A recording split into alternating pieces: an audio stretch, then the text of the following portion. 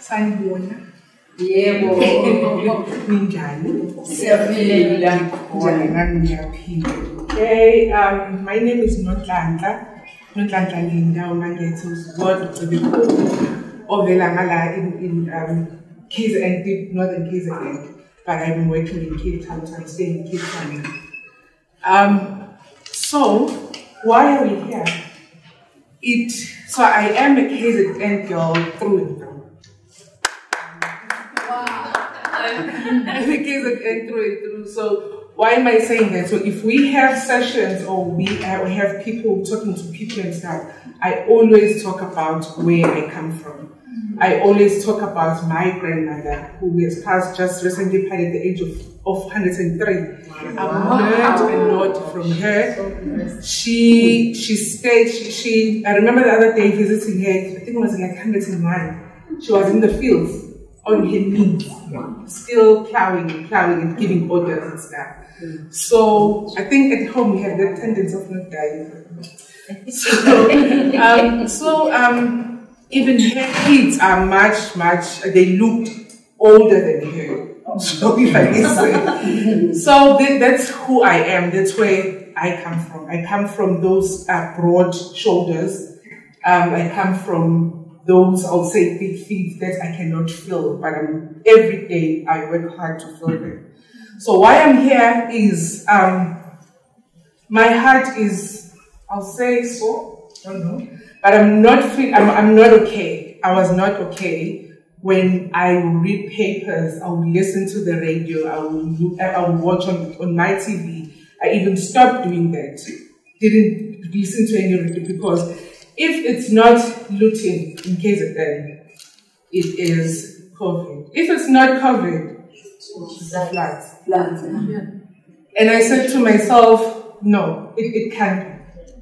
We are people in KZN, we have a very rich land. When you land in KZN, you know that you're in KZN because everything is green. And when you land in KZN, people smile. They like fashion. They like bright colors. They like all of that stuff. We have our different colors of beads and everything. But now, when you think about that stuff and look and watching your TV, it's not, don't see any colors. It was dark.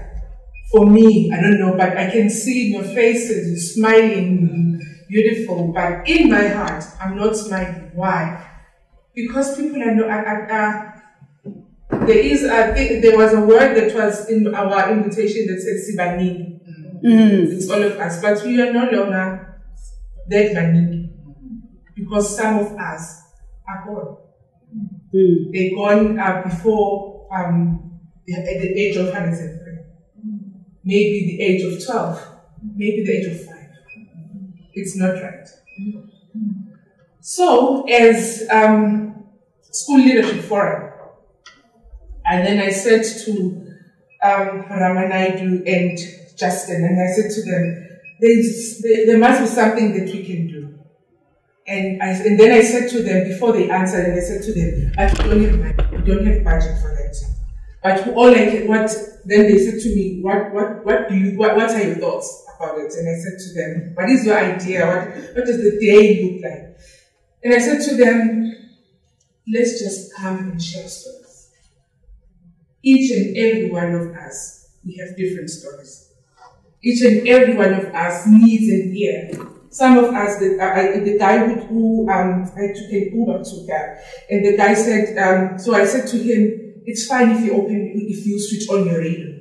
And he's like, no, I don't like the noise because I don't sleep, I'm the quiet person. And I said to him, but you need an ear. You need someone to talk to. You need someone to hear the story. Even if your story doesn't come in words, it comes in your eyes. You can see that from your eyes that I'm sad, that I'm happy, that, you know. So then today, that's why we are here. We just want to sit down and talk and share your story. And I can share my story, and all of you guys can share our stories and say, this is who I am, this is what happened. And the other one will say, may say, this is what I did, this is, you know, we don't have answers. We don't have anything except for the tea that was donated. We don't have anything, but what we have is just a platform, and then we have tea, and then we have some food, finger lighting, like say, let's talk. I'm not sure if I said what is wrong. I don't know. Nobody knows. If we can start unpacking and say, what is looting? Why and why? We're not there. I'm not there. Whatever, for whatever reason. But it is, for me, it's the fiber it's the fiber of the cloth that we are made of. That there's something wrong that, So if we can sit down from our schools and say, I'm the principal, I'm the teacher, I'm, from different organizations that you guys come from, and say, I'm going to take just one word back to my people, or back to my colleagues, or back to my kids, and say, Sibani, this is what we do. So that is the story. So this program is sponsored by my school, my village, my planet. So it started in 2012. 2012. So it was just in Cape Town, because everything, we have the person who started it, Louis van Rijn. Dr. Louis van Rijn is from Cape Town. So it was an idea that started in Cape Town, and then they had that session to say, we have citizen leadership, okay, I'll say Symphonia for now, or PFP for now. We have that. And now, when we have like circles and stuff, we talk about work. But for School Leadership Forum, it's more like, let's come and sit down and say, what do you do? Then let's say we have a topic like literacy, functional literacy. So if we sit down, we have a speaker, or we have a person that specializes in that, and then we talk about that, you always have something to take and go back the next day and teach it to your classes. So School Leadership Forum is about that. So it doesn't, even if you are part of Partners with Possibilities, even if you are part of, it doesn't matter. School Leadership Forum is for all of us. So it is now in different, in all provinces. I think all provinces. So, and then I said, let's come and do this in KZN. So that's why we are here. And lastly, I'm not a person who speaks alone. But today I'm not sure what's happening. I'm not sure what's happening. But we have this. My favorite animal is an elephant. Just leave alone that I'm sorry. It's an elephant. Elephants, I always say, I wonder why people and how people kill elephants. Because for me, they have a soul. They remember where they walked. They can smell where they can lead what do you call I'll say the group for you. The group of elephants to the water, or to water is for life to me. It's life.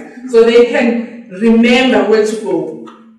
And when one of them has died here, they'll go, and then when they come back, it's more like they will say, one of us was here, died here.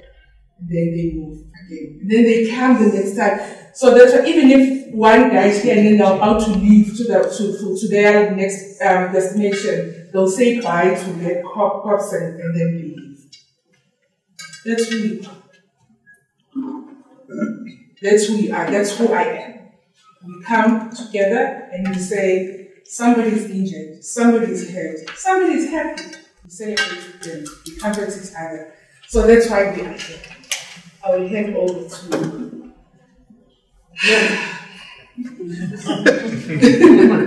I will hand over to Rama. Thanks, Dr. Good afternoon, everyone. So when this idea was mooted, we said in our normal ways we have circles without tables. But we said we really wanted to keep it just as not just about knowledge, sharing stories, no great solutions, no extra thinking, just meeting as people who were involved in this project. And talk about where we are. There's not many chances for us to do this. We're always talking about the problems and everything else that's happening. And we are a community. And just maybe out of a conversation, something comes up for each of us or as a group. We're not attached to an outcome. So the way we're going to spend the afternoon, we promised to have you out by 3 o'clock. We know it's a Friday. We have a 3-course meal planned. You have a starter and one meal. You'll sit with your group of 3 people you don't know, so a bit of a mix. And over the starter, you'll have a first conversation. Just lead us in the first conversation. And then we'll switch tables, meet 4 other people, and have your main course. Do one last switch for the dessert. And then we'll come together as a final circle to talk about this experience of what it meant for us, a round of appreciation and approach. So the cappuccino, just to say, really to stay chill. There's nothing. It's not a working afternoon. It's a fun afternoon of connection. Right? So just go with it. I think those of you who know the program know our routine is always that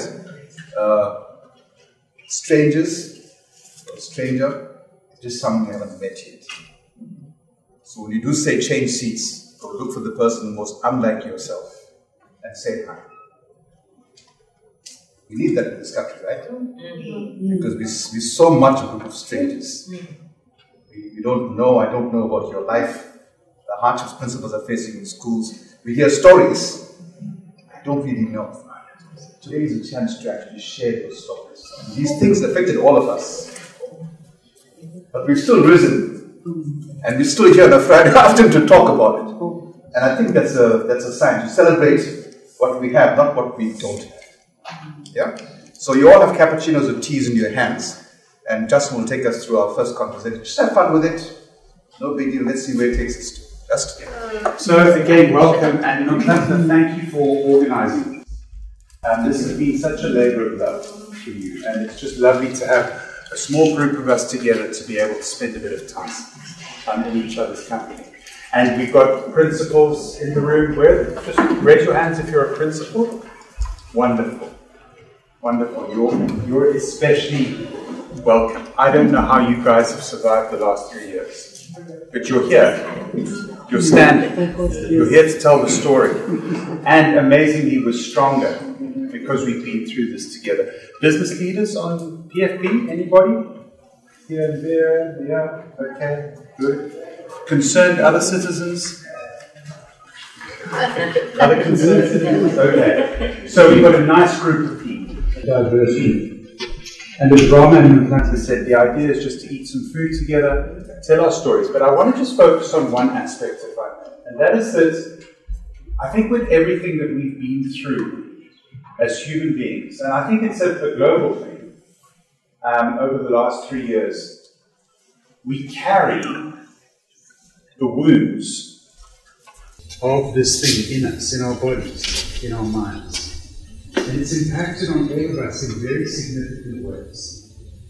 It's brought the issues of mental health and wellness to the fore, this pandemic. And we're okay now to go, you know what? Actually, I'm not okay, I'm struggling with this. This has been tough. Especially, I think, in schools. What we've noticed is just how difficult it's been. And I'm very sure that we need to create intentional spaces for healing. And healing happens as we start to connect with one another. And for those of you who know PFP, it's really what it's all about. It's just about connection and coming together. And as we start to talk about our stories and our journeys, we begin to heal at a very, very deep level. And so my personal hope for this afternoon, and it was really as I came down from the Midlands where I live, my sort of highest intention for our time together is we all leave just a little bit healed. Whatever that means for each of us, just something in us goes, I feel a bit lighter. That's all. And it's just through being together, having some fun, eating some food together. That's my intention. That's my hope. And that wherever you go, as Nonhlanhla said, you can take a little bit of that healing back into wherever you're coming from. So really the first question at your table today is a very simple one. It's, what's your story from the last 3 years? What's your COVID story? What's your looting story? What's your flood story? How have you navigated this? We're all actually heroes. We've actually all come through this thing. How have you done that? What did it mean to you? Were there any lessons? What did it mean for you in your school, personally, professionally? So that's the first conversation. And how we're going to set this up, so you guys will join one of the other tables. We'll join a group. You'll join a group. Yes, Okay, that's fine. That's fine. Is we want you to be quite intentional about how you listen to each other. Okay? Because I think that it's not only in the act of talking, but it's in the act of really hearing each other that we feel seen and heard and respected. So we want you to be intentional, especially with this first conversation, about giving everybody at least 3 or 4 minutes. Until they've told their story. There's no rush. You've only got 3 conversations to have. There's no rush. Listen to each individual. You remember the PFP program, we talk about listening with delicious attention. Listen with that, with your whole body. Ask questions. Be curious about the person's story. Really lean in. Please, let's put cell phones aside. We don't need our cell phones for the next couple of hours. We won't die. We don't look at our cell phones. Okay? We'll all survive that. Put them aside so that you can really pay attention to the person. Is that okay? Okay. So, what's your story of the last 2 or 3 years? That's the question. Can we change? Yes. Yeah. Shift up. You can meet people that you. In fact, that's a good idea. Why don't you go to a table, meet somebody that you haven't been sitting with now because you've already had a conversation, so that you can.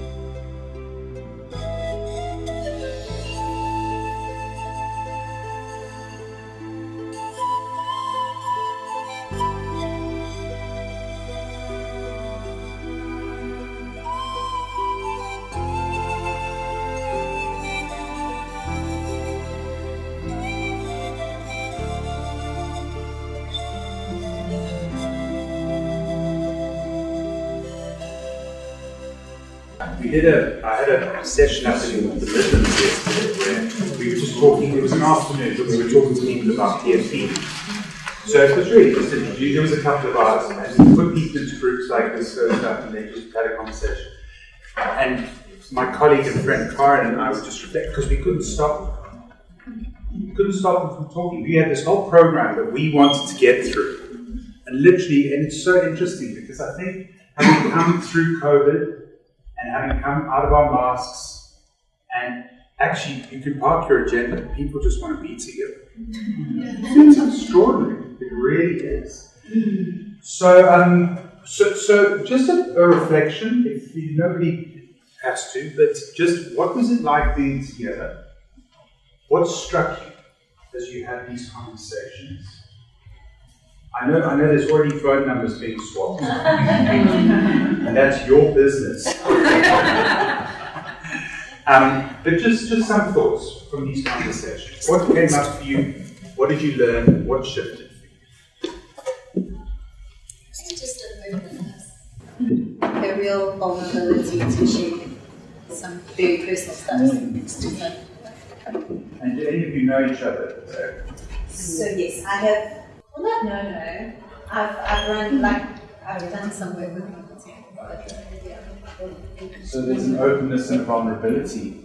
And it's interesting because as you said, Rama, a stranger is just somebody you haven't got to know. So that's beautiful.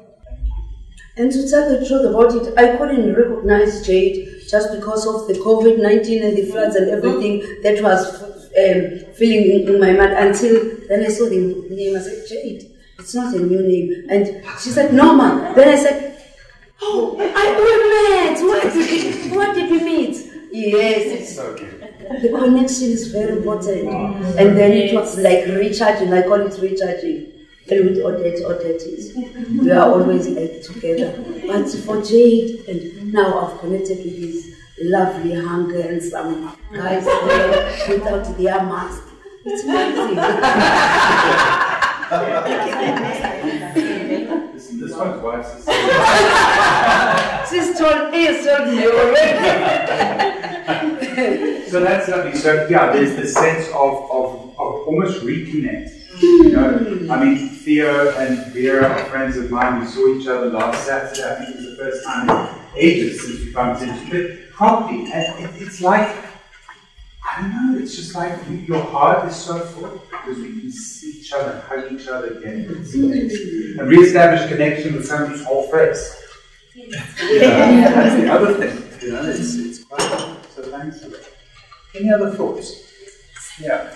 Okay, you know what, Justin? Yesterday when I went through my emails, I saw this invitation, and I thought, okay, maybe it's a Zoom session. But when I realized that no, we are meeting in person, I said, no, I can't miss this opportunity. Yes. I have to go. Yes. That's a life I Yes. have to. And I'm here, I'm enjoying the moment. It's lovely to have you. Just to have you. Yeah, what for me has really been cool with this first conversation is the fact that you don't feel alone. You know, I think one of the big things, especially for leaders, through the COVID period, we had to make some really tough decisions. We had to be the bitch in the room. We had to be, you know, making unpopular choices and enforcing them and being a policeman and being all these things. We're supposed to be creating that safe, loving environment where everybody feels at home and stuff. But sometimes we just had to say, put your mask on. You don't have a choice. Put your mask on. You know, we had to change codes of conduct. We had to be, and so I mean, there were long periods where you felt really lonely. Like, is anybody else in the whole world having to do all this nonsense? And so it was. I mean, it's not nice to hear that other people have also suffered.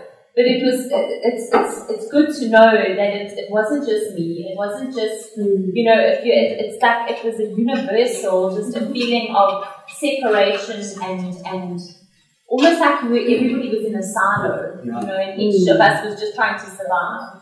So in that way, it was kind of a comfort to say, hey, you were doing all right. It wasn't just you. Absolutely. Absolutely.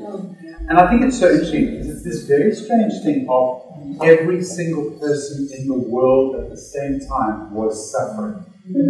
But we all felt so alone. You know, so until we did those things like we came together online, we were intentional about connecting, it was a very lonely place to be. Especially as we were all, as leaders, and everyone of us are, we were completely not set up for this thing. None of us knew what we were doing.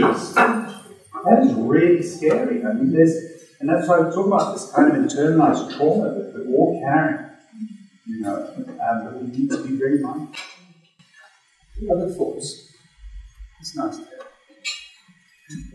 I think I would say there's still a lot of pain, and there's a lot of pain to work through, and people, all of us, have to sit back and acknowledge that it's going to take time. We can't rush it. It will happen at our pace, in our time. We shouldn't hide it. We should talk about it. We should let it out, and we should share it. Absolutely not.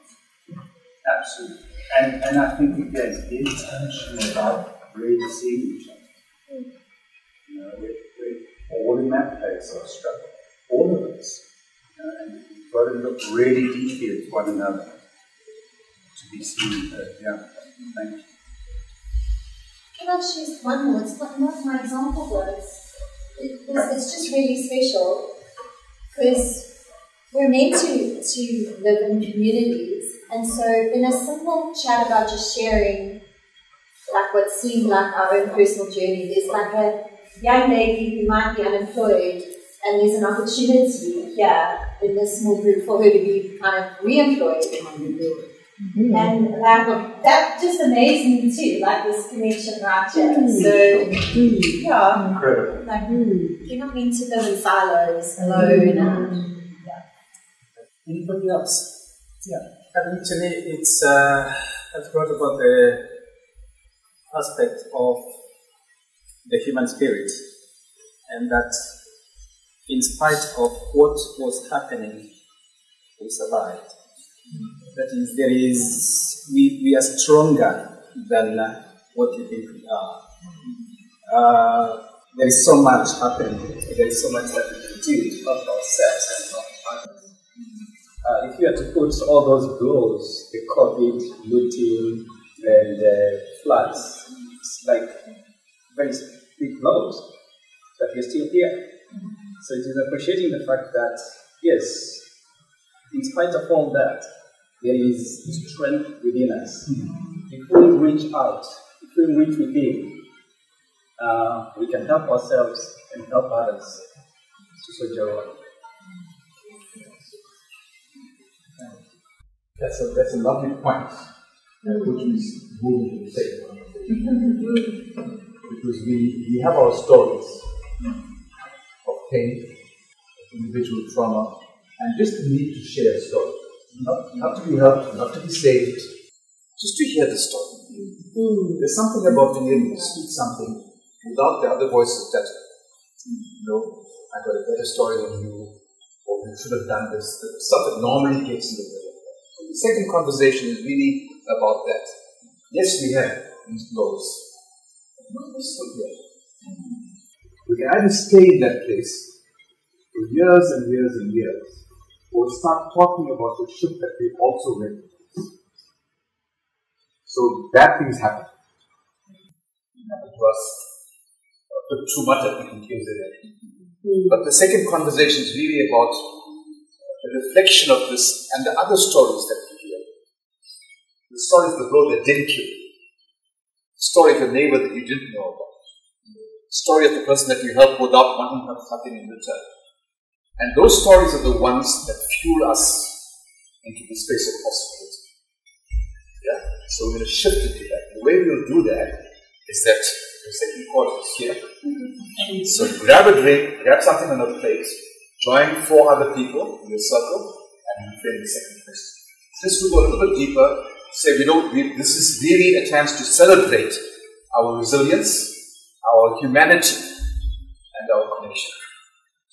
And those are things that don't have much space to breathe. It's always about outputs and outcomes and control downside, all the things that will happen anyway. But this human factor is something we ignore our terror. Because it accumulates, you don't get a chance to speak it, it goes inside. It sits there. Like an unhealed soul. Every time someone pokes it, triggers you. But if we can talk about it, the healing starts here in this room. As you just share your story. And I have a truly powerful story of what you guys share. So grab something to eat, get another group of 4 people, and reframe the second conversation. So we had 2 conversations since we came in this morning. One was just about connecting. Sharing your personal stories in a very light way. And you already found a connection with 4 strangers. We started talking about something because we needed the space. And then we went a little bit deeper. So we heard the stories, but we also heard other stories. And now you had a chance to share those stories that inspired people, of acts of kindness, of things that demonstrates the power of the human spirit. So as you heard those stories, are there any of those stories that you'd like to bring into the circle? Because you shared it in your tribe, in your small group, but the others were denied the power of the story. So there's a chance to bring it into the room so we all here, if we want to leave here with that sense of being slightly uplifted by the experience. Okay? So anyone, if you'd like to share a story that you heard, or even your own story that inspired you in this space in these tough times, it's now a chance to share it with people. Okay, so I met Deli, right? And Deli's principal at a small school in Ndwedwe. And I come from a special school for deaf children, and what we often see is that schools do not look to accommodate children with barriers. And Deli was just explaining the lengths that she goes to assist learners who have got quite severe barriers, it would seem, in terms of their academics. So where they're placed in a grade 6 or a grade 7 class, but they may be working at a grade 1 level, and she takes them out and she does work with them on her own and stuff. And for me, that was really inspiring, because that is what inclusive education is supposed to be about. That is what our education system is supposed to be looking towards, is having those, you know, that everybody, it doesn't matter how smart or not smart you are, how academic or non-academic, how sporty you are, how skinny you are, how fat you are, however, whatever. Whoever you are, there's supposed to be a space for you in the education system, and that was for me really cool to hear, because we only get the kids that are rejected by mainstream schools, and it was really nice to just hear about the lengths that are in a small struggling school, and still, you know, that resilience and that power and just being able to see that child and say, you know what, you're worth my time, and you're worth my effort, and you're worth me going to study a course. Halala ma, halala. It was great. It was really cool. It's lovely how you guys found each other. Yeah. A deaf child, a very visible barrier. A child in poverty with a barrier that you can't see. Both struggling with the same thing. Right? Yeah. And as you find yourself, and the whole principle for school, getting down to help one child, we don't know where that child will end up. Right? We often tell children, school principals, and maybe in 10 years you won't even recognize that child. But believe me, the child will recognize you. So when you feel that, you know what, why the hell am I doing this? There's no appreciation. You all know the teacher that touched you in your life. Even 30 years later, you'll remember the teacher. You still call them strong man when you see them, right? Yes. That's just true, right? So don't ever think that you're not making a difference. You're making a very big difference. Just that you can't see it right now. We have to use that to drive us.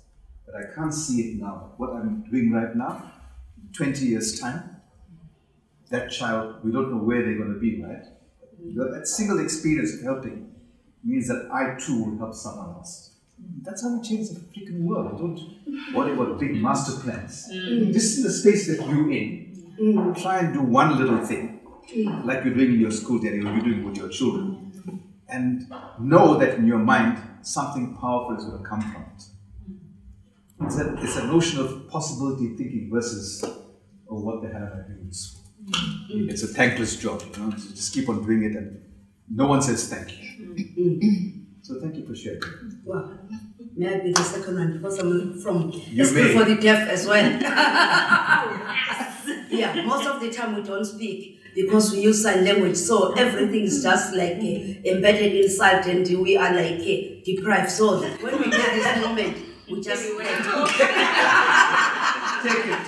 to take this credit.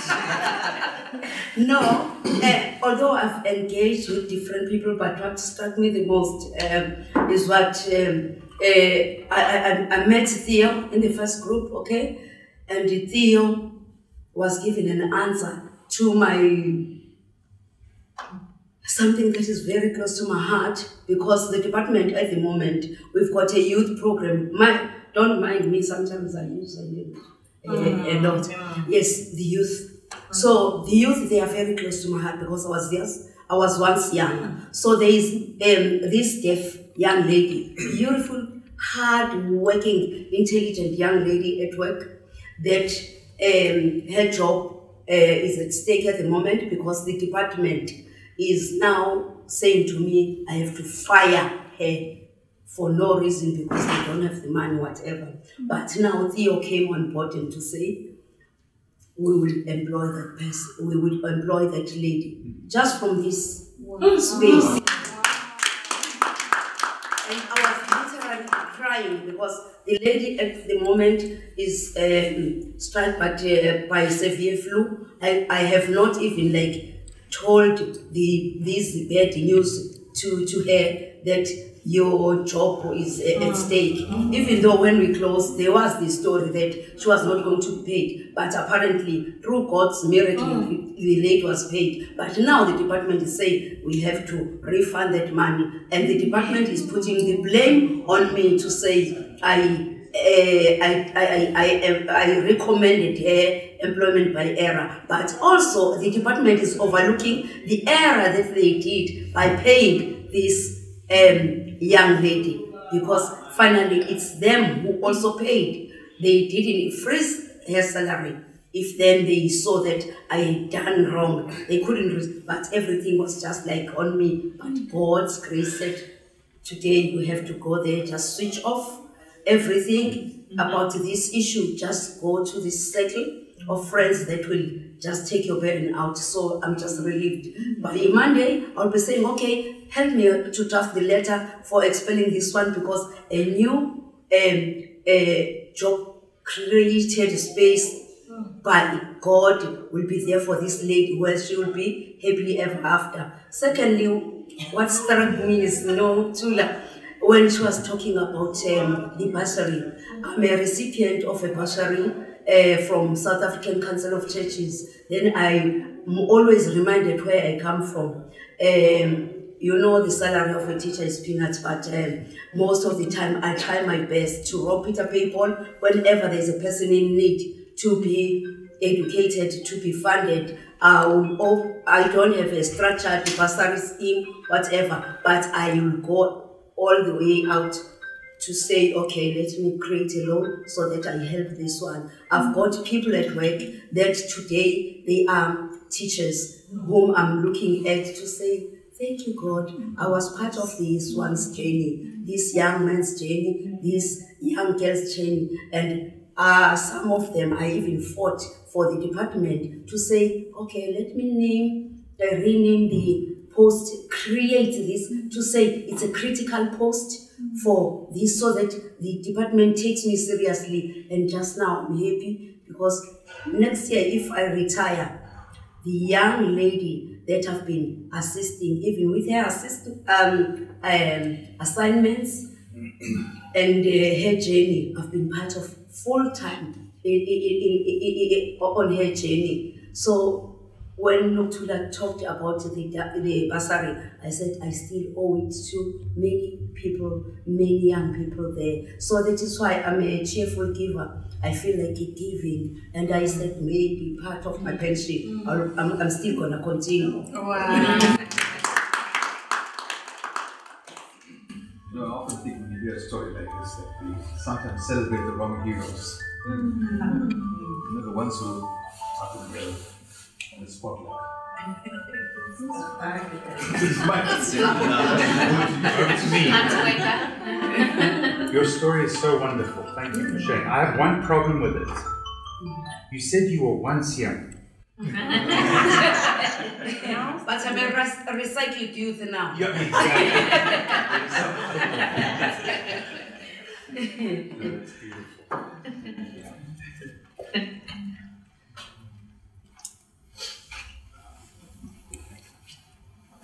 I'd love to say something. Just, I haven't met all the principals in the room, but the principals I have met, sure, I'm incredibly inspired by your, I know this word is used so much, but your resilience, but also your passion to, like in every conversation I've had, it's like, how can we do this better? Like, where can we get help? You know, these are some challenges that we have, like who can we connect with? And all the principals I have met, you've been in that role for many years, many. And so it just kind of makes me think that there's real heart behind, what you're doing.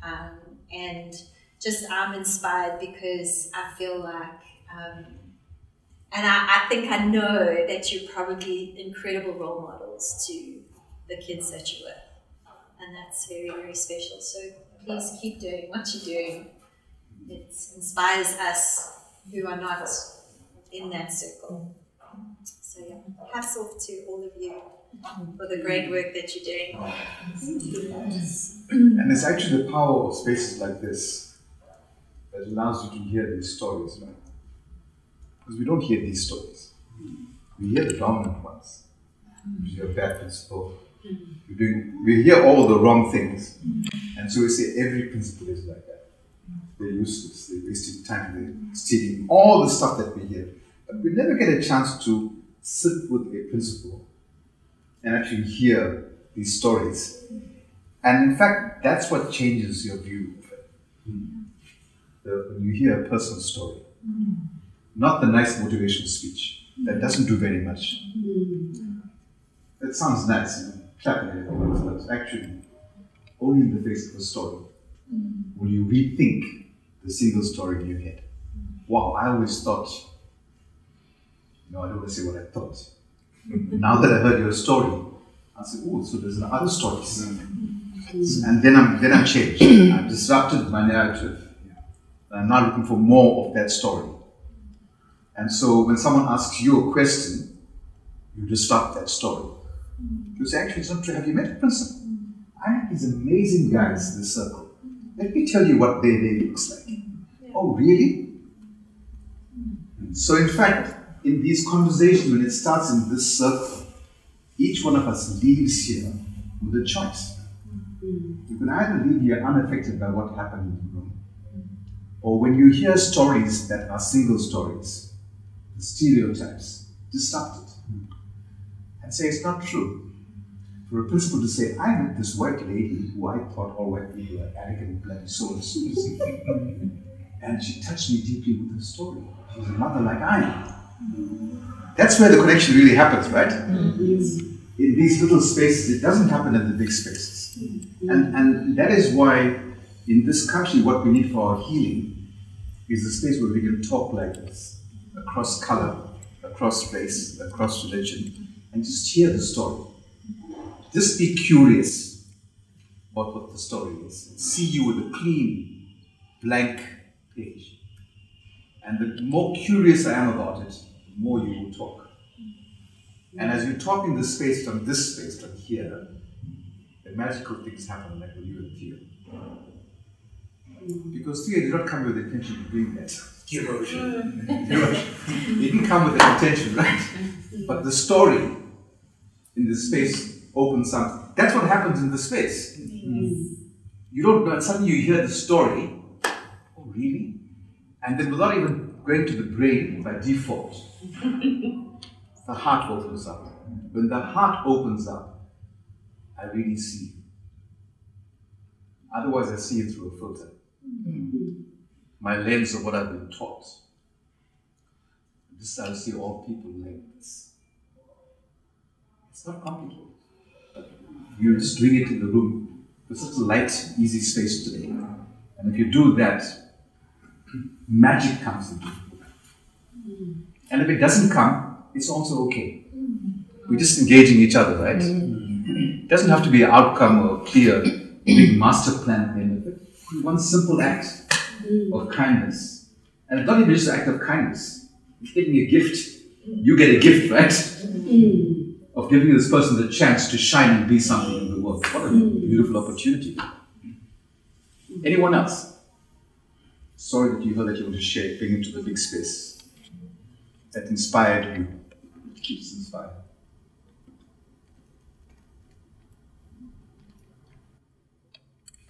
May I speak up at the forum in general? Absolutely. All right. I brought my PFP book with me, and this started in September last year, and that's where I met the good doctor, and he had, of course, chaired our 2 days at this wonderful resort, and at that point in time, my acting principal and I just landed in the position where the responsibility of education at our school for 1,000 children were lying in our hands. And quite frankly, what did we have to do?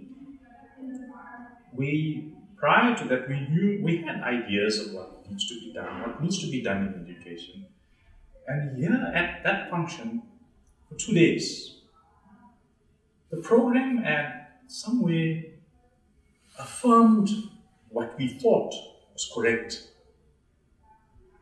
where we had to go within ourselves and be committed to the drive within us to provide that education. And one of the biggest issues that but we don't have the money. We serve a community who is out of the school. And Dr. Ramat doesn't want to listen to all the stories. put all that behind us. It's now, what, 9-10 months? We've got the community into our school. Our school is open as anything can be. There is nobody that will walk into our school and steal anything. We are on a regular basis getting messages of thank you. This is what you're doing for us. Thank you for allowing us this. And strange enough, Mr. Shetty visited our school. He saw for himself. And all this is happening in a period of just over 9 months. And somewhere along the line there was doubt. We previously we said, but your idea is not good. Throw it out. We don't do it. Now we're just doing what we feel from here, knowing we have sincerity of purpose, and that's what's delivering.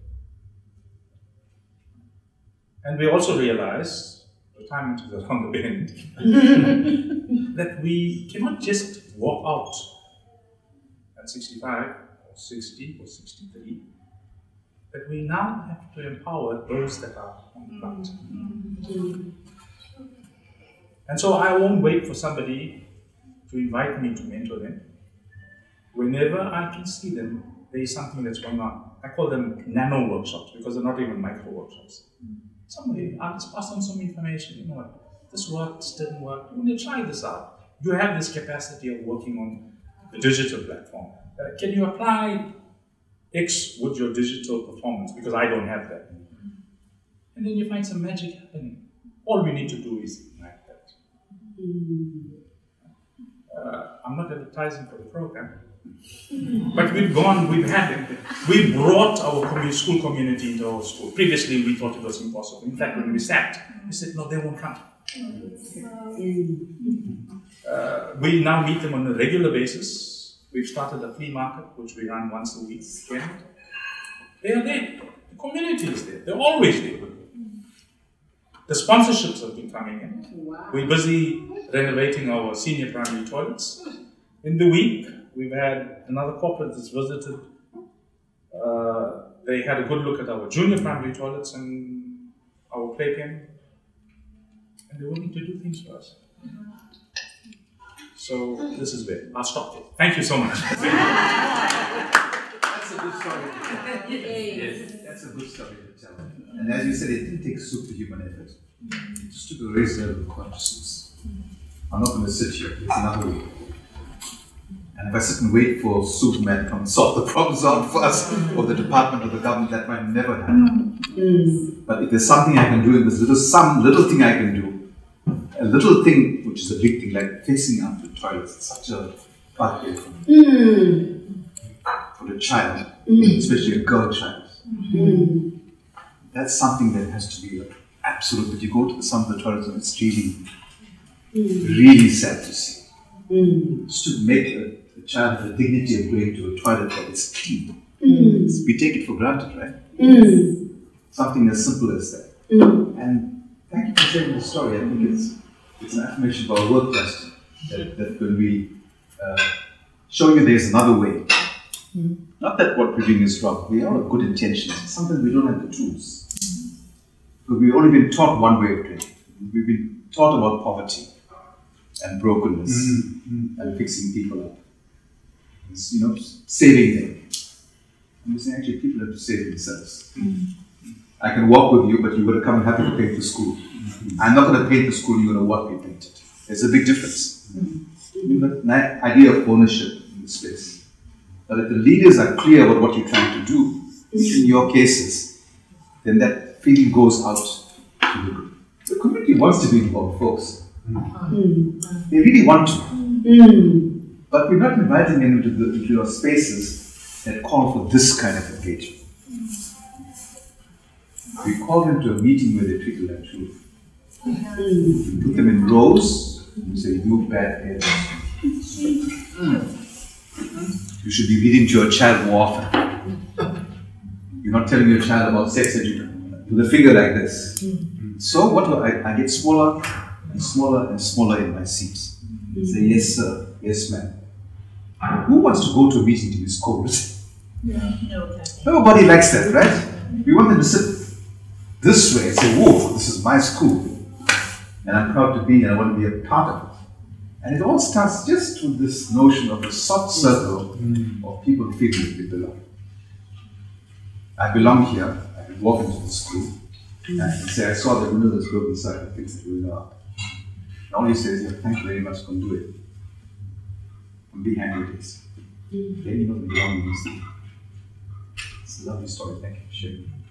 And you know, we don't hear enough of those stories. We do this work all the time, but we know that they happen. They're not necessarily marketed and advertised and sold, but we know these things are happening in schools. But like most principals I know are so modest that you don't really tell us the major things you're trying and the battles you're fighting just to survive and give those kids a bit of a chance, a better chance than the one that they had. Any last? One for the road.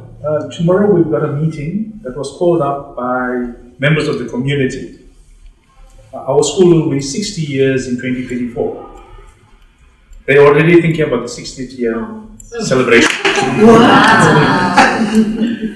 So that meeting is tomorrow at 2 o'clock. But I need to tell my acting principal, yes, we facilitate that, but we won't coordinate that. So we'll give it back to them. You got it. And they'll do an amazing job. It's giving away power. You're giving the power to the people who can actually do the work, which is the community. They own it. You know? So what you're doing is you're convening, you're getting them together in a way that's welcoming and empowering. They'll do it. Anyone else? Perhaps to share from an outsider's view. And as an outsider, I don't come from a formal school environment. But I've worked in schools, I think, for the last 12, 13 years. And I've had many interactions with I think, teachers, and especially teachers, around the issues of why they dislike school, why they come to school upset or angry, resentment. And 99% of the time it's got nothing to do with the principal or the school or even the system for that matter. The difficulty that they face is that they can't pay their bills at the end of the month. And it's not because they don't have enough money. It's just because they haven't been taught how to manage what they earn. And so what happens is they come to school and they are fighting the system with management and the principals, and absenteeism is a problem. And I found that over this time, is management doesn't focus on giving them the skill of how to manage their money. And I think that if it's development that you can do with your staff with regards to how to help them to get out of the situation, because remember, it's coming from a point of survival for them. They have a family to take care of. As you said earlier on, teaching is seen as a thankless job. Why does it have to be seen as a thankless job? And so I think the shortcoming in the education system, and I'm prepared to say this to anyone at any level, is that we all get taught how to make money and we never get taught how to manage money. And so whether you earn 100 Rand or you earn 50,000 Rand, you end up in the same problem. So our focus, I think, as a business is to be able to provide that kind of education to especially, and I think I have this, my heart goes out to the fact that without teachers we will be nowhere. So let's help them to develop. That's on the one side. On the other side, I find teachers reaching retirement, and Marlon was talking about retirement earlier on, and they don't have enough money to go home. And the reason for that is because they end up retiring with so much of debt that they have to use their money now to service debt. Why is this the case? And I'm saying this with respect, folks. I'm not judging anyone. But I find that in your environment, there's too much of competition. So if I'm driving this kind of car, I need to drive. My friend wants to drive the same kind of car. If I've traveled overseas so many times, and my friend wants to do the same, at the expense of getting into debt. They don't know that until they arrive at that point and say, now I'm so deep in it. And I don't know what to do. So I would encourage principals to look at their staff development programs, to help to develop their teachers from that aspect. There's constant development about curriculum, about all the other things, but we are forgetting, and I'm saying this with respect, that the individual needs to be developed on a personal level. And folks, I think a lot revolves around the issue of money. And you know, if you can find a way to be able to help them understand that if they manage what they have properly, maybe it's not going to put them on the lap of luxury, but because they are able to pay their bills, because they are not trying to hide away from some loan shark that's waiting at the gate for them on the 15th of every month. You might find a different response in your attendance and the way they approach their job. So is this what you do? That's what I'm a money coach. So what we have here, this money coach, he's giving something very pragmatic. You're right. When it talks about money, it touches all of us in real life. And the reality is, a lot of us, it's not a color thing or a race thing. It's a human condition, accumulating, of wanting to be better than someone else, bigger house, bigger car, better clothes. And now with the credit card, they got you, right? Every time you credit card, they say cash or budget. 10 months, 24 months, or 36 months? 36 months, only 15 a month. That sounds lovely. I'll just ching. And it starts to catch up.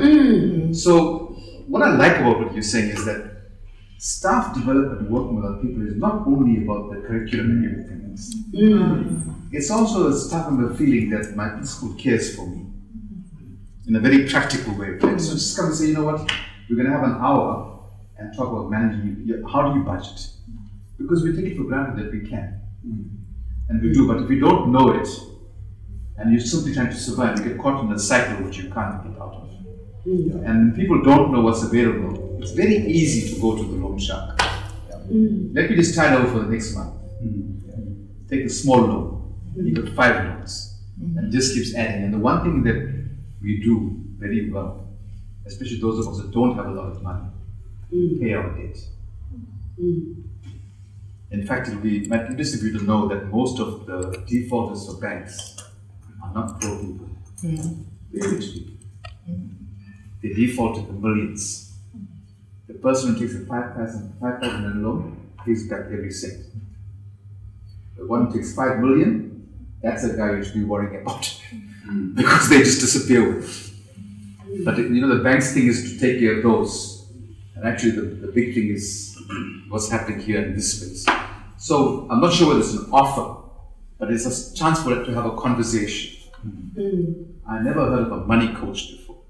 So I might take you up on your offer at some point. Look, I think, sorry to cut it, the issue around COVID is what you spoke about. I think Justin, when you started out. And one of the things I constantly heard during the COVID person is how do you disrupt? And so I thought about this, and I think my COVID story is a very positive one because I saw lots of opportunities. I wrote a book which I'm publishing around money during this period, just about my personal experiences and how I think it can have an impact on people around me. And so it comes down to an issue of how do we do things differently. but having to be able to send the same message across. And I thought coaching and developing people around money habits, whether you are a CEO of a company, whether you're starting out, not all of us have the skill of managing money. And then I also saw on the other side of people having to lose their jobs or their salaries being reduced to half. How is it that you cope if you're not ready for something like this? What skills do you develop? And schools are not teaching this. Tertiary institutions are not teaching this.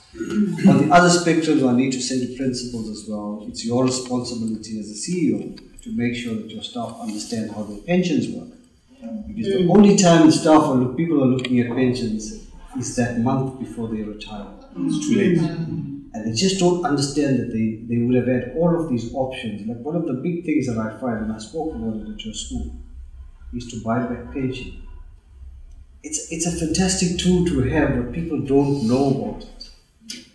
They probably will not end up in these scenarios. So education, I think, folks, is very important. I don't want to steal the whole afternoon away. So what I'd like you to do is please, one is not force you to any kind of commitment. You're just giving us information about the possibility. But put your number up and your details on the board. And those of us who are interested, make contact and see, because it is a very practical tool. Very practical. We don't talk about it, but it's practical. So thank you for bringing that into the room. It's a gift to the circle. That's what it is. And there are many gifts around this room. That was a gift, right? Delhi, when you shared your story, that was a gift. We don't think about them as gifts, but we all continuously inculcate the spirit of being gift-minded. In receiving it and in giving it. And we don't know what those gifts are. It could be anything. It's not necessarily a big, $1 million investment. That would be nice. It would be nice. It would be that small loan that you give a person to help a person become a teacher. 50 grand a month towards your studies. That's a beautiful gift for teacher. Any other last question? Allow me not to share any experience, but what I can say, thank you to PFP, let's call it PFP, because I'm used to the term. Thank you to PFP team to give us this chance. We needed it a lot. We have shared a lot, and what I'm glad with, I'm not the same person I came as the person I came. So, thank you very much. Then just our work is done, right? It's only that. There's no other great outcome, much, to us coming together today. So, and we're still PFP. We're still Partners for Possibility. Just change the holding company. It's now called Citizen Leader Lab, but the program is still Partners for Possibility. I'm sticking. Beautiful. So some people are a bit confused about it. Partners for Possibility is our flagship program that stays as it is. It's changed the holding company, but this program stays intact as it is. I'd like to say something. Just throwing it there, as now that you've started talking about gifts, I can also throw it there in terms of going from what the colleague there was saying. As teachers, there is a huge difference between knowing what to teach and how to teach. And we find that one of the challenges that we have in the country, maybe could be in the world as well, is that most people are trained to be teachers, but when it comes to knowing how to teach and how to engage with the learners, it's a huge issue. And so there is another gift out there known as how to create emotionally safe schools and emotionally safe classrooms. You find that I could go to the best school in terms of it has the best facilities, the best teachers, it is all fenced, it is in a good area. But for me as a child, if I don't feel emotionally safe in that classroom, whether you've got 5 degrees or 10 masters or whatever it is, yeah. So how do I, as a teacher, create an emotionally safe classroom. I usually say, when we go to visit doctors, they've got their degrees on the walls. It says they got these degrees from all over the place. When you go to the classroom, when I go to the classroom, I used to be a teacher a few years back. When I go to the classroom, do I go with my qualifications and tell the learners these are my qualifications? It is the relationship that I create with the learner in the classroom. It is the environment that I create in the classroom. And as a principal, it is the environment that you create in the school that contributes to effective teaching and learning. So there is the textbooks, there is the curriculum, there is the all sorts of other names that come with it. But if we forget that we need to create an enabling environment in the classroom and in the school, then regardless of the qualifications, we are not going to achieve what we are achieving. And so, I was telling some of the other people that we go with, I'm on a crusade to start getting teachers and schools to start focusing on that. That is, and with that, as a teacher, you don't need to go for another refresher course of 5 months or 3 years degree. It is, how am I? Because you know what to teach. You have passed. You are in the school because you have demonstrated that you know what to teach. But the how part of it is very simple. Me as a teacher, how do I relate with the learner? The issues of love. Do I need to go to any school to know how to love? The issues of respect. Do I need to go to another refresher course to respect, to know how to respect? The issues of care. So how can we bring that into the classroom? And once we do that, the results are going to be speaking for themselves. So good luck with your crusade, because that's needed. And I think teachers feel quite powerless, we can't do anything. There's a lot we can do. Yes. I think the worst thing we can do is just stand still and say we can't do anything. There's always something you can do, right? The starting point. So there's another gift. And it strikes me for our work on Transfer with School Leadership Forum, what a wonderful topic, how to create emotionally safe classrooms. Because I think that's something that we do our work across the country. In the community building workshop for Partners Possibility, it's something that it's not even being spoken about. It's really not. We're so focused on the detail of delivering the curriculum. And I suppose the only other big issue that comes up a lot is how do we discipline the children?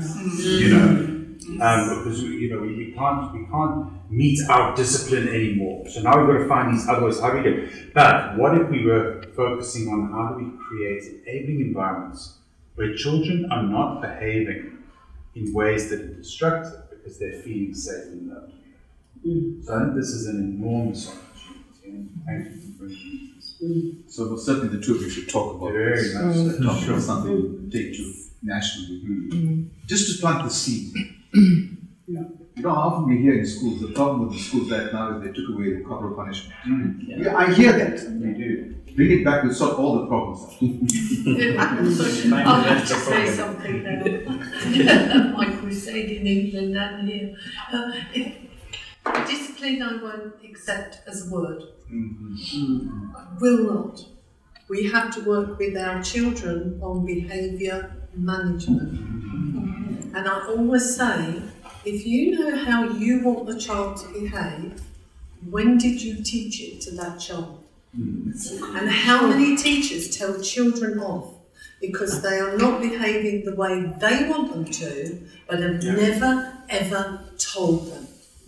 And the child immediately then, why am I getting told off? You never told me that. And the other big issue is society's changed. So if I say, do children today in your classrooms and in your school behave the way you behaved, what's the answer going to be? No, of course not.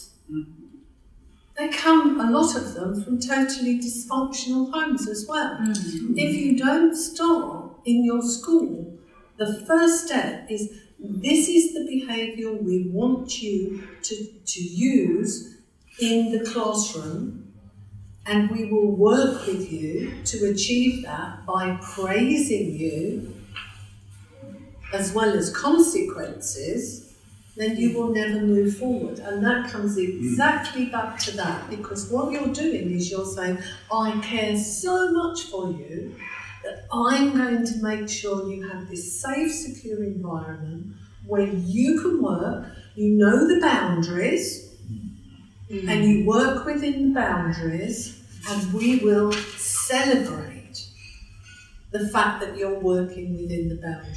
And if you have a naughty, naughty child, maybe you have, maybe you haven't, but the minute that naughty child does something good, well done, I'm really pleased with you today.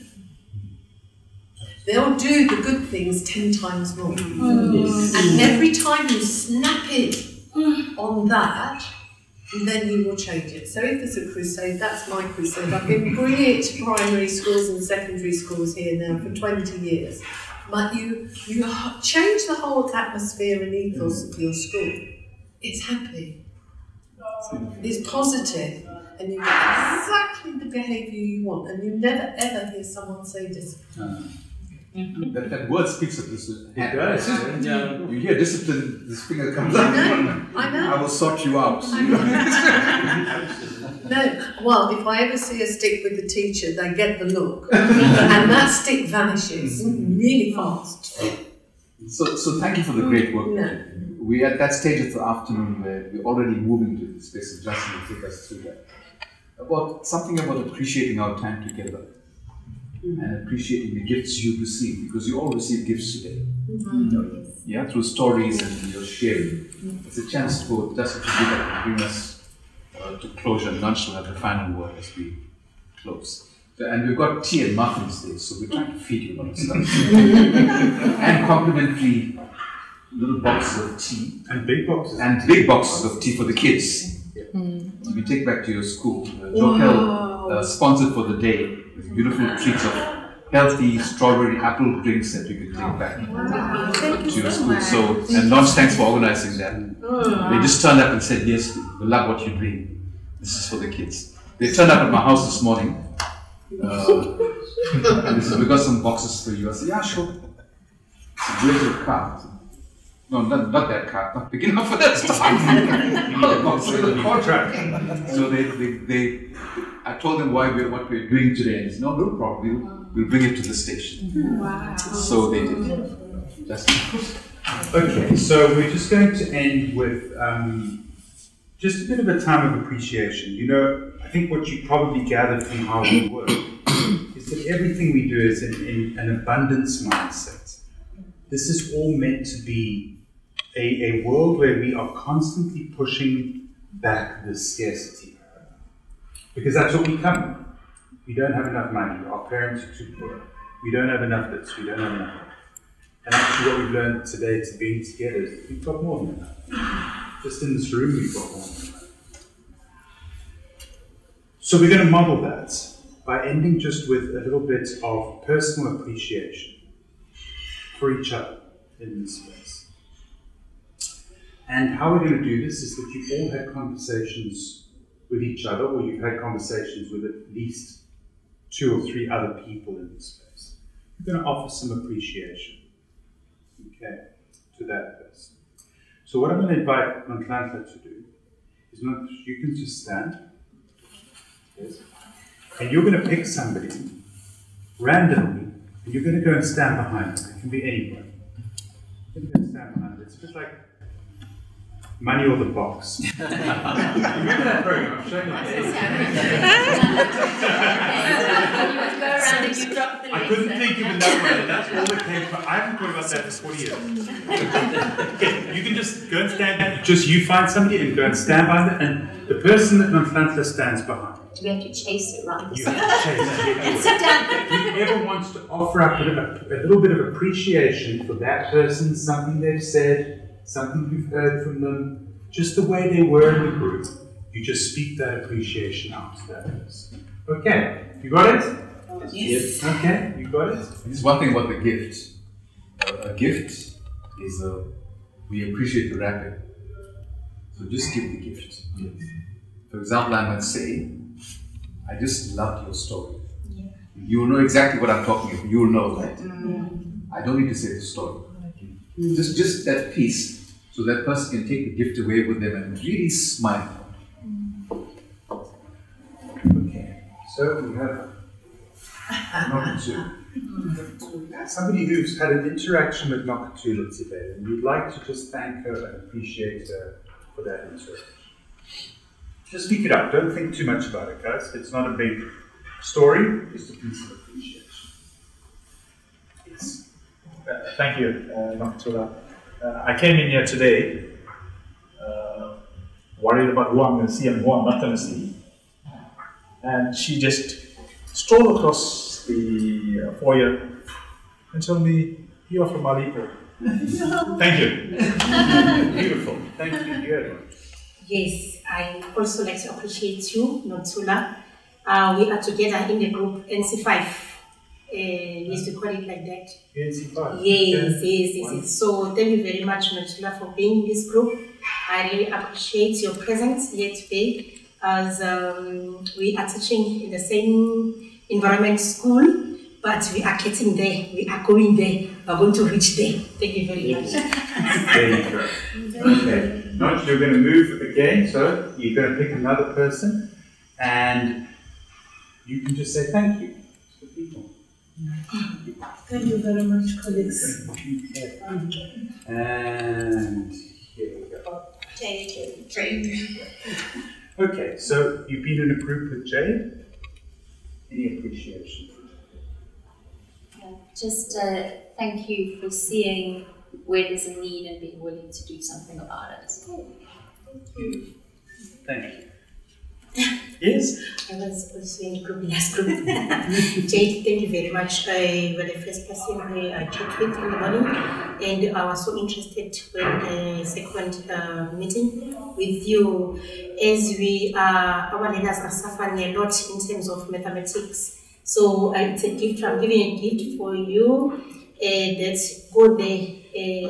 We are going to join you because we are struggling with mathematics. So your group and your organization is going to help us a lot. Thank you very much. Very nice. Thank you. Okay, once you can move. That's great. Who's the next person? Right. Hiroshi. Who's been in the group with them? Offer some appreciation. Yes. Hiroshi, I just want to say thank you for your bubbliness and really glad to the conversation we will have. Can I add to that? Sorry. Just your willingness to help. It was like you didn't even think, like you didn't give it a second thought. That was really cool to see. I would like to say thank you for the gift of hope. That is my name. I'm Noma Temba, and you've just resuscitated that hope. Thank you. Okay, beautiful. So you see what's happening in the room is that as we start to appreciate one another, we don't want to stop. But we don't do it in day-to-day life, do we? It's something we're just not used to even hearing this stuff. And it ignites all of us to be appreciated, right? Okay. This is wonderful. David. I'd like to say thank you for being so honest through so much pain and making a positive contribution at all times. Beautiful. Thank you, Margaret. That's great. Thank you. Likewise for what you're doing at your school. I came across that with you being there, regardless of all the challenges that are around you and the school, you're still leading that ship and steering it forward. That's really good. Margaret.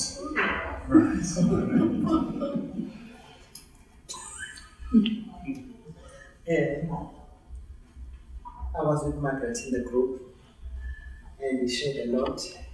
Thanks very much for all the gifts you gave to us. There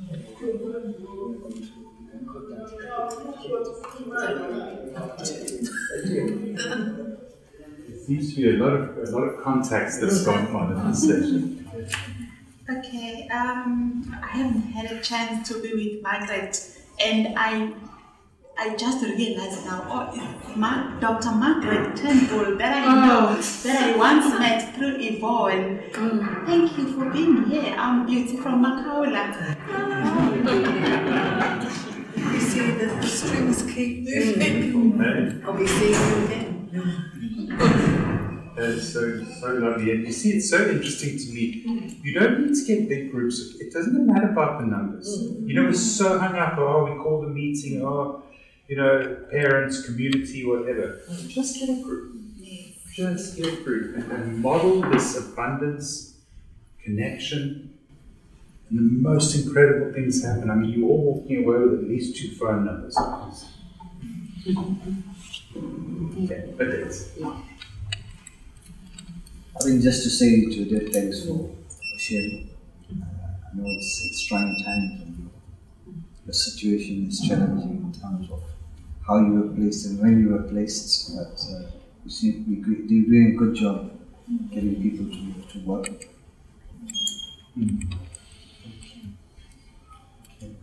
Thank you. Thank you very much, young lady, for. Stop there. That's a gift. You know why I am thanking you. Teaching the learners who are deaf is not an easy job, and what I appreciate with you is that you are there for them. Keep on doing that. Keep on doing a good job. And as we are teaching in a mainstream school, it's difficult for us as we are not trained to teach these kids, but you are there. We really appreciate your hard work. May God bless you with that. You got my number. Thank you. Okay, not just to point out, Vera and Thea need to go. Oh, okay. So one word of thanks for Thea and then Vera before they say. Let's start with You have to go lady first. Okay, lady first. Okay. So thank you for Vera. Yeah, we are on with her this group here. She was about to finish up her story. You gave me a story, but thank you very much for sharing. And also sharing the positive side of the Phoenix massacre, of which obviously it was blown out of proportion in terms of our media, and keep up the good job and your positive spirit. Thank you so much. And here. Thanks, Theo, for sharing your experiences with COVID riots. It was really good. Really interacted very well. Thanks. Thank you.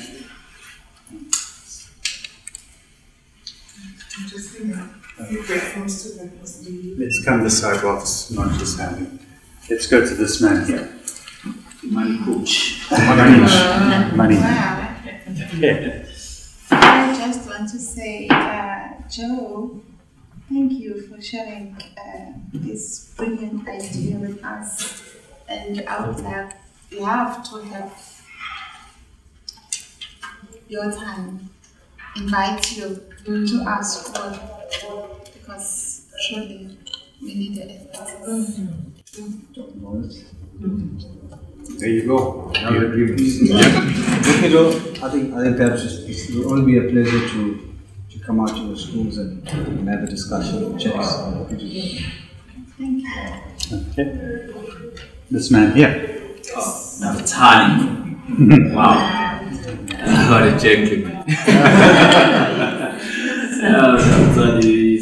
Within 30 seconds, it taught me so much. I think what he shared with us, even on the bigger group, in terms of emotional connectivity, something to that effect.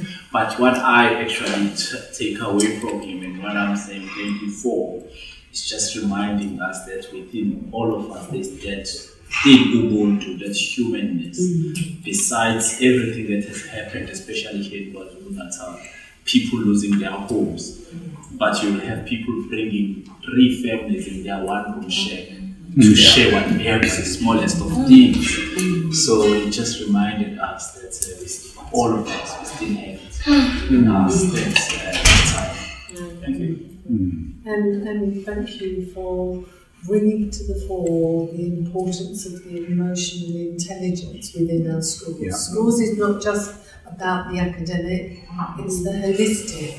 We are producing people of society for the future, and if they're caring, if they're thoughtful, then the society will start moving to be caring and thoughtful again. Thank you for sharing with us the importance of care, love, and respect in our classrooms, so that the environment can be safe for our learners, and so that we cannot be having the issue of discipline and behavior of our learners that is unacceptable. So those 3 words, I'm taking them home with me to try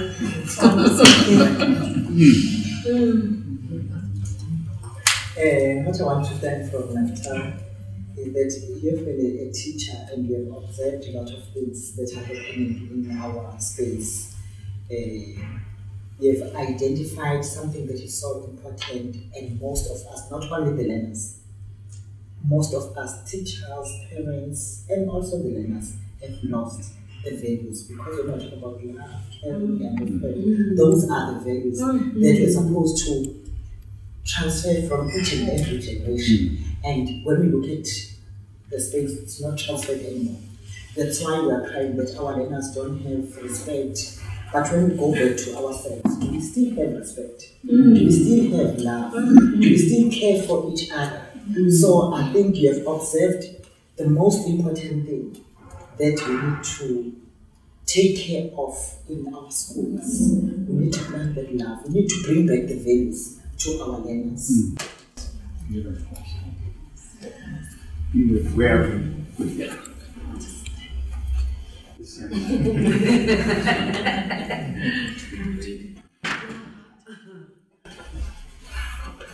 I have to say thank you for reviving that kind of Ubuntu, like they were saying, the spirit of giving. When you said, Norma, we don't have much at our school, when I was saying sometimes our kids will run short of the food to give them, you said, out of the little that we have, we can share with you openly. So you've revived that aspect of giving.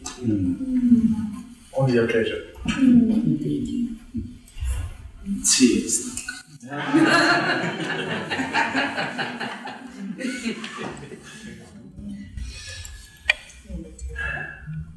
No, man. 2 gifts a moment. Thank you for always talking with your hands. I love it as well. Norma, thank you. The stories that you've shared.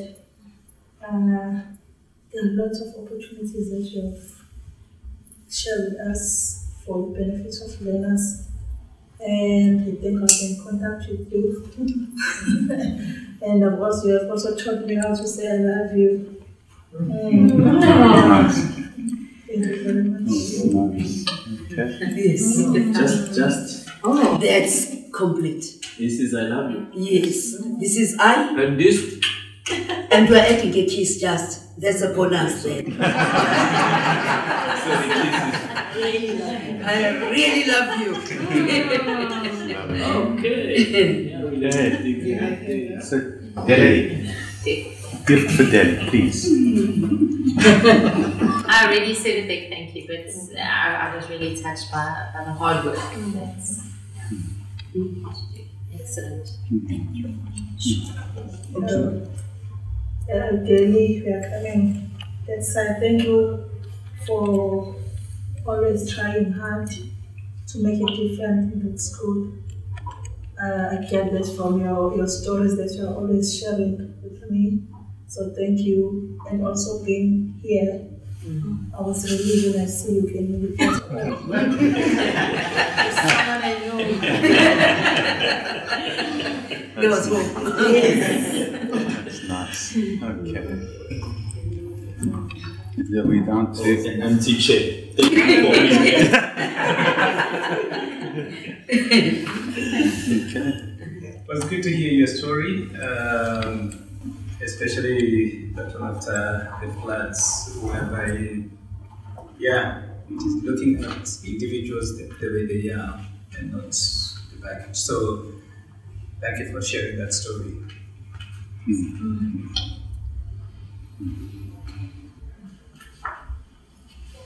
I think we're the last one, right?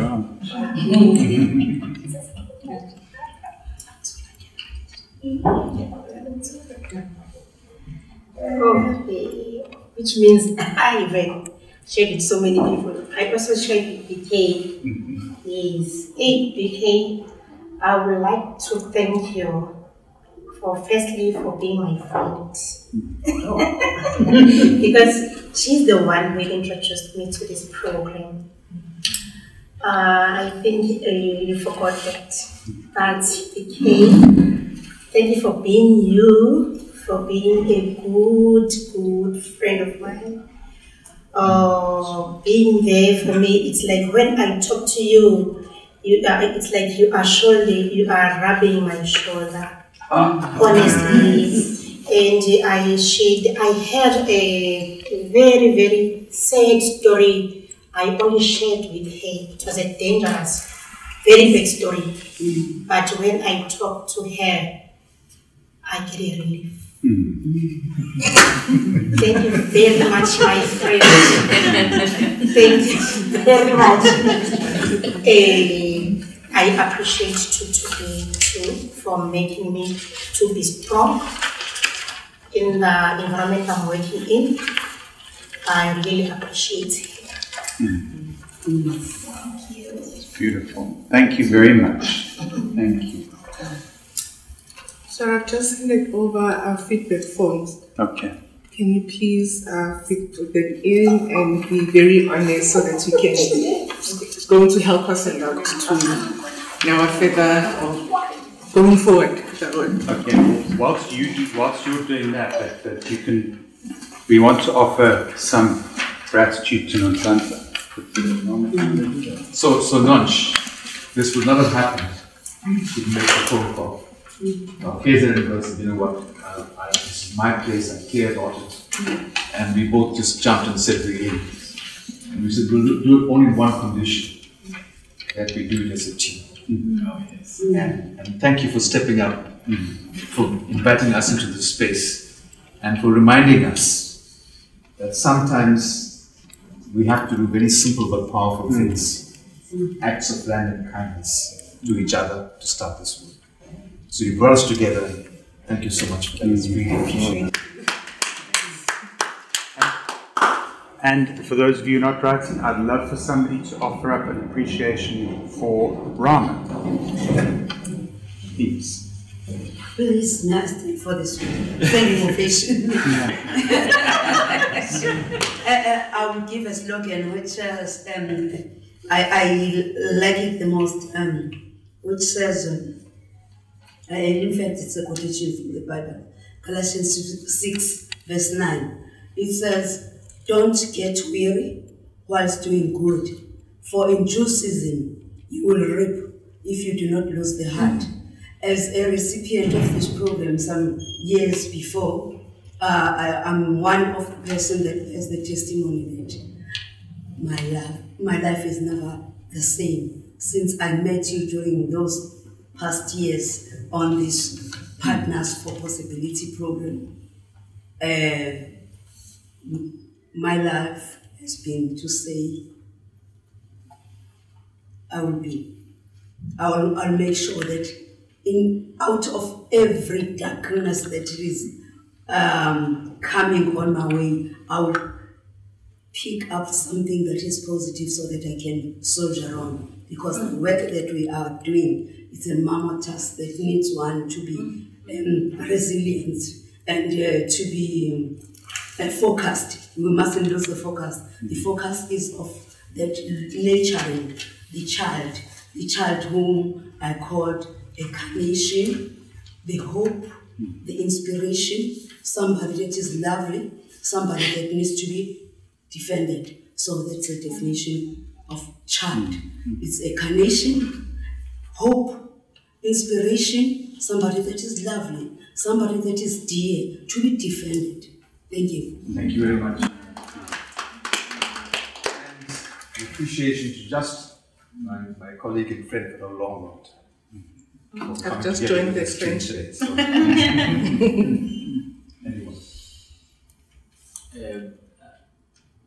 I've met Justin only once. It was on the Zoom or yeah. Actually, it was more like an orientation to this program, which I was doubtful that I was going to be able to be part of due to my commitments. But I think he shared so much, or he said so much in that, like it wasn't a 1 hour meeting, of which I realized that my part in South African education, even no matter how small it will be, but it will make a difference to someone else. So I think thank you very much for that session. It made me actually want to do more, not only for the program, but outside of this program as well. Thank you. Please may I just make a comment to the organising team. I'm incredibly appreciative of the authenticity of how you facilitated this. Just such a rich deepness. Usually you find you go to quite like events and they're quite superficial and they don't really reach another level. Like I just really felt that there was some deep reflection that happened, and yeah, like I'm going to go away changed, and I hope everybody else feels the same. So thank you for that. Thank you. So we come to the end of our time together. Please, after you fill the forms, and there are muffins and tea, and the boxes of tea for the kids. Please help yourself to a box and take it back. Or two. Or I two. think you might have each get two, right? Yeah, there's quite a few boxes there. Please take it and go well on your trips. Please remember, every time we meet is a chance not just to make new connections, but to make a little shift, just one step. Yeah. And you take the one step, the second step will appear on its own. Yeah. Don't worry about the 10-step journey, just one step. It's been a privilege for us to work with you today. It's a lovely start to our weekend, hearing your stories and your lovely engagement. And I'm sure our paths will cross again. We're all on a mission, right? This is our country. We believe in it. There's work to get done, folks. And no one's going to do it for us. We have to do it for ourselves. Yeah. So enjoy your afternoon. Thanks, everybody. So my gift to you is, if you know the song, I sing it.